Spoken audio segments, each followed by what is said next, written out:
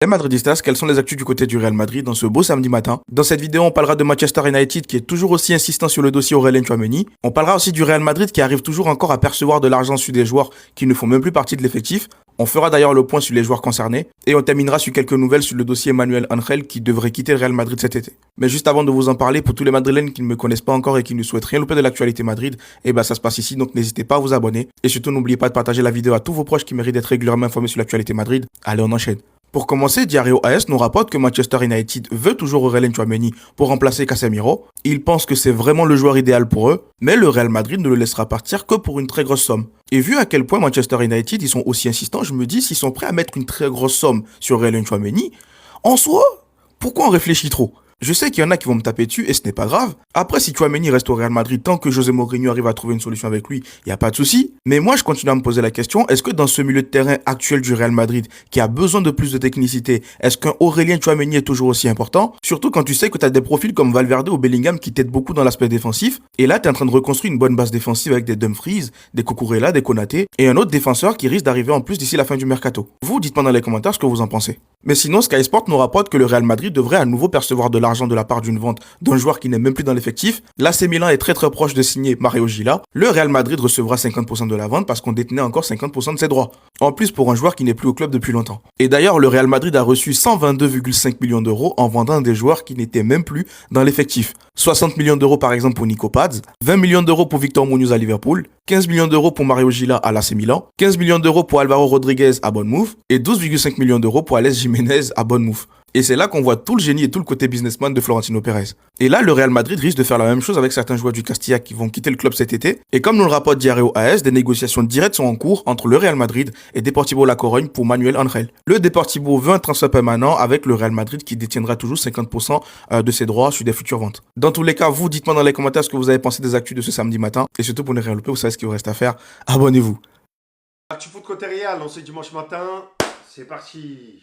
On commence avec Brahim Diaz. Tout indique que Mourinho le veut dans son projet, les amis. Et même lui, de son côté, Brahim Diaz, apparemment, il a écouté l'offre de personne. Surtout qu'on a vu que la Juve est très intéressée. Les amis, sincèrement, quand on voit la performance de Brahim Diaz, cette Coupe du Monde qu'il est en train de faire, les matchs de Brahim Diaz avec, par exemple, le Maroc, si Mourinho arrive à tirer ce Brahim Diaz, les gars, on sera injouable. En parlant de performance en Coupe du Monde, on pense également à ces trois-là. Bien évidemment, Vinicius, Jude Bellingham et Kylian Mbappé. Du côté du Real, ils sont persuadés que Mourinho va réussir à faire jouer ces trois-là ensemble. Je vais vous dire un truc. Le plus dur pour Mourinho, ce n'est pas de gagner des trophées avec le Real. C'est de réussir à faire jouer ces trois-là ensemble. Si elle arrive à faire ça, les gars, on prend tous les trophées. Par exemple, en parlant de Vinicius, les amis, tout indique que voilà, il va écouter l'offre du Real après la Coupe du Monde. Les deux parties ils vont se réunir pour, entre guillemets, trouver une solution. Apparemment, Real, ils veulent que Vinicius y reste.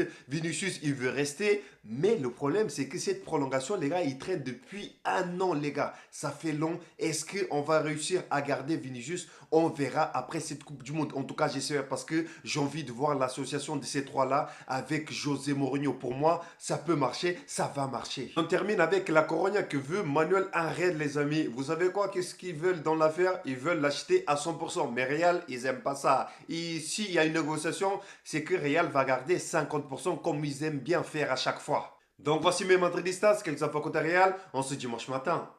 Amis, j'espère que vous allez bien. Voici les dernières grosses actus concernant le Real Madrid. Vous savez quoi faire. Like, partage, abonnement pour ceux qui ne le sont pas encore. Let's go. On va débuter avec cette info. Selon Marca, le Real Madrid est totalement convaincu que José Mourinho fera travailler ensemble Kylian, Vinicius et Jude Bellingham. Il croit qu'il fera ressortir le meilleur d'eux. Aussi, les amis, Fede Valverde et Arda Güler devraient commencer l'entraînement avec Mourinho lors de la deuxième semaine de pré-saison entre le 20 et le 22 juillet. Diario AS nous a confirmé que José Mourinho insiste pour la signature d'un défenseur central. Bastoni correspond parfaitement à ce qu'il veut. La vente pourrait être finalisée autour de 60 millions d'euros. Le milieu de terrain du Real Madrid restera inchangé. aucune autre recrue, le seul changement pourrait être le départ de Camavinga. D'après Laguito Serrano, journaliste, le plan A, le plan B et le plan C de Florentino Pérez cet été, c'est Michael Olise. Il n'y a personne d'autre. S'il échoue à signer Michael Olise cet été, il essaiera à nouveau de le recruter en 2027. Et Laguito nous a confirmé que Pérez prévoit d'utiliser l'ensemble du budget de transfert du Real Madrid cet été sur Michael Olise. C'est pourquoi il s'est retiré de tout accord pour Enzo Fernandez. Il veut utiliser tout l'argent sur Olise. Donc Félix Diaz, journaliste, nous a confirmé que le Real Madrid a décidé de modifier sa politique de communication, comme en témoignent les déclarations concernant Enzo Fernandez et Michael Olise,